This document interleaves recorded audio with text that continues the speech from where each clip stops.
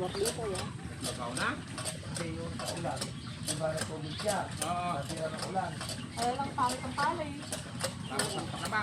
Kasama yung halaman Oo. sa talim mo. Nilipat ko tong rose at hindi yung sagabal. Ay. Saan? Ayan lang. Matatabain yan. Mahalang mataba yan.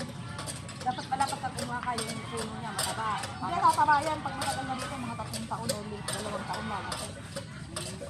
Paparami. Yan ang bibenta. Bibenta yan, ayaw maniwala. Wala sa mga kapuwanan namin na halilig. Oh, yan. Ando para ang kulig, si Aba. Abang kapilpil. Pag nabayaran na yan. Okay yan. Tumingin kayo din namin pag nabayaran. Ayun na lang yung pagtawad kahit ano, yung nahihiyang tumawad, mas kayo mahihiya. Kaya ganun lang ang budget namin.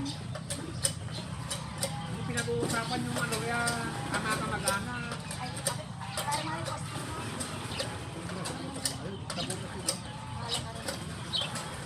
Yan. Wala namang laman. Sisindi ka kanina yun.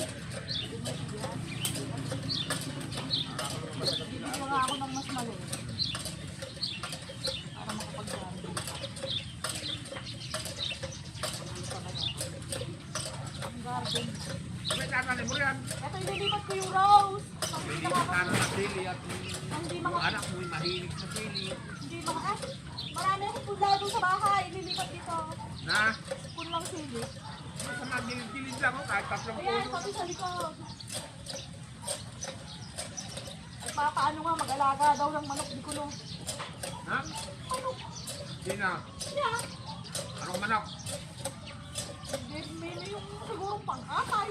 Ano, pag tumitingin nga ako sa yung tinda ng ano, Kung siya mag-aalaga, pwede. Pero kung kami, wala namang ano, kung manok-manok lang. ayan nga kung siya. Hindi pa naman makakalipad dyan. Mag-alaga siya ng...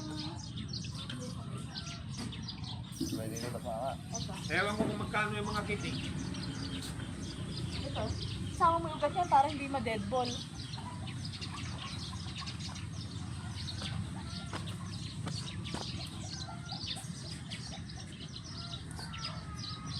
Napakali ang rope mo na yun.